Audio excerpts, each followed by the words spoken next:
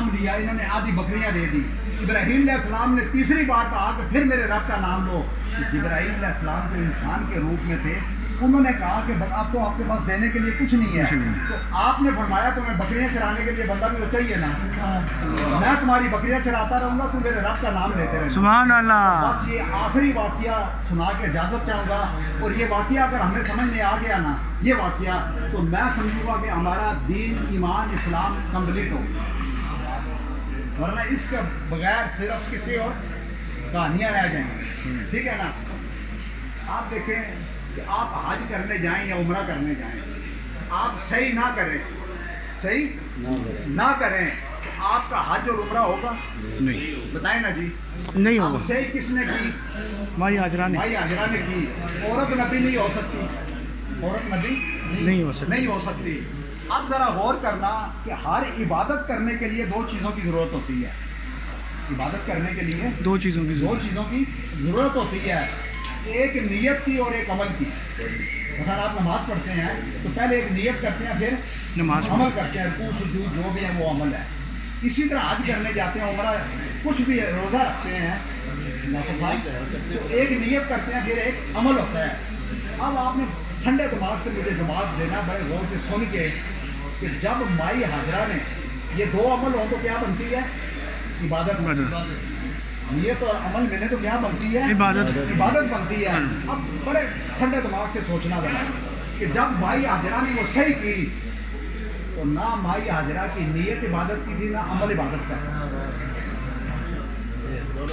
یہ بہت بڑی بات ہے، نہ نیت عبادت کی اور نہ وہ آلریڈی پہلے کبھی عبادت تھی۔ بات سمجھ گئے نا؟ لیکن ایک سوال ہے، کیونکہ ان کو تو بچے کے لیے پانی چاہیے تھا نا، بچے کے لیے اپنی خوشی، ٹھیک ہے نا۔ اب اللہ تعالیٰ سے پوچھتے ہیں کہ یا اللہ یہ بتا کہ مائی حاجرہ کی نہ نیت عبادت کی تھی نہ عمل عبادت کا تھا، تو نے اس کو اتنا بڑا رکن رکھ دیا ہے کہ اگر یہ نہیں کرو گے نہ حج ہوگا نہ عمرہ ہوگا، چاہے آپ کروڑوں اربوں روپیہ بھی لگا دیں نہیں ہوگا، ٹھیک ہے نا۔ اللہ تعالیٰ سے پوچھتے ہیں یا اللہ تو بتا یہ کیا ماجرا ہے، تو اللہ تعالیٰ کہتا ہے ہاں یہ بات تمہیں میں بتاؤں گا، اگر یہ سمجھ میں آ گئی تو تم کمپلیٹ ہو گئے، اگر یہ سمجھ میں نہ آئی تو پھر کسی اور کہانیاں قیامت تک پڑھتے رہو، کچھ بات سمجھ میں نہیں آئے گی۔ اللہ تعالیٰ نے فرمایا کہ جب ابراہیم علیہ السلام مائی حاجرہ کو اس جگہ چھوڑ کے گئے جہاں زندگی کی رمق نہیں تھی، زندگی کا کوئی نشان نہیں تھا، تو اس وقت مائی حاجرہ نے ابراہیم علیہ السلام سے پوچھا کہ یہاں کس کے آسرے پہ چھوڑ کے جا رہے ہو؟ تو اس وقت ابراہیم علیہ السلام نے فرمایا کہ اس نے اللہ کے آسرے پہ چھوڑ کے جا رہا ہوں۔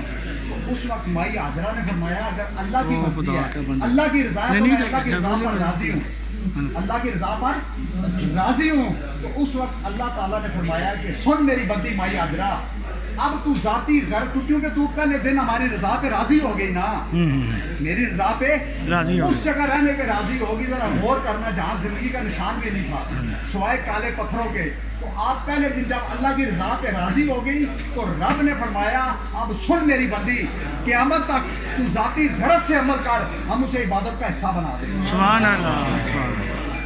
اب وہ عمل ذاتی غرض سے تھا، ذرا غور کرنا، عبادت نہیں تھی، عبادت نہیں تھی، لیکن رب نے کہا کہ یہ پہلے دن راضی ہوگی ناصر صاحب، جب اللہ کی رضا پہ آپ راضی جب پہلے دن اللہ کی رضا پہ راضی ہو گئے، ٹھیک ہے نا۔ تو آج ہم اپنے آپ سے پوچھیں کہ ہم اللہ کی رضا پہ کتنے راضی ہیں؟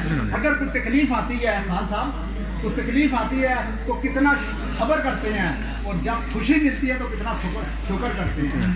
تو بس اس شعر کے ساتھ اجازت چاہوں گا کہ اٹھ کے اب بزم جہاں کا اور ہی انداز ہے، اٹھ کے اب بزم جہاں کا اور ہی انداز ہے، مشرق و مغرب میں تیرے دور کا آغاز ہے، اور قوت عشق سے ہر پست کو بالا کر دے، دہر میں اس میں محمد سے اجالا کر دے۔